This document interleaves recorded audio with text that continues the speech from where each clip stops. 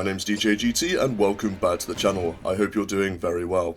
Today we're going to be going over yet again the Mandalorian leaked game.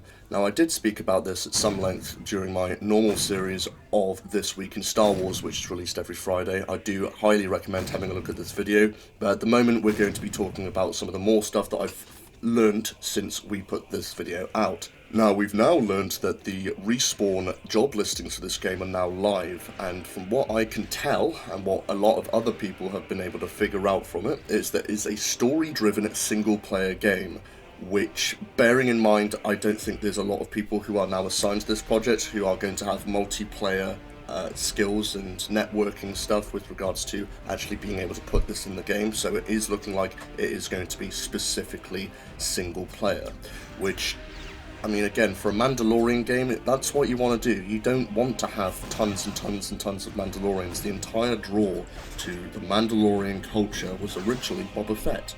Boba Fett was just a bounty hunter. You didn't see any other Mandalorian bounty hunters at all out there. You just went out into the galaxy and did your damn job. You made your way through the galaxy, simply, so to speak. Furthermore, it seems as though that there is going to be a massive arsenal of different weaponry, as seen within the Mandalorian show. Obviously, you've got his normal pistols, you've got his exploding blaster rifle, you've got his little, whatever those little laser things were on his wrist during the show. But I think the aesthetic of the game is largely going to be fitting into what we've seen with the Mandalorian series itself. So going around these random planets and picking up little bounty hunting jobs and so on and so forth. I don't think there's going to be this massive overarching story. For God's sake, I hope there's not. Because with a lot of these Star Wars games, it's all, you got to save the galaxy, you got to save the universe, you got to save this person, you got to save that one. I don't want to save anyone. I just want to get stinking rich within the Star Wars universe and then retire. I want to kill as many people as possible. I want to do all of that as a Mandalorian. I want to have a little band of crooks with me, and I want to be going out and going for these high value bounties. That would be awesome. I don't know why we haven't. The only proper bounty hunter game that we've had is Star Wars Bounty Hunter, and that was 22 years ago. 22 years since we've had a proper bounty hunting game, unless you count the bounty hunter missions in Lego Star Wars, or the bounty hunter missions in Star Wars Battlefront, where you actually had to go out and go do stuff for Jabba in order to get access to these weaponry. You'd have Hutt missions technically, but I mean all the Hutt's missions are basically bounty hunting missions, so that's besides the point.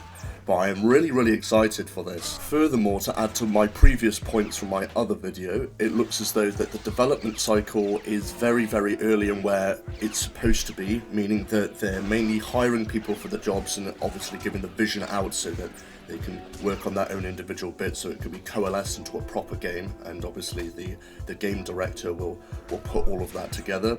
Of course, there are also linear levels, so it's not open world, it'll be linear levels on various different planets, again sounding very much like Star Wars Bounty Hunter. Then you've furthermore got the really weird thing, it's the player's health will mainly regenerate based on successive kills.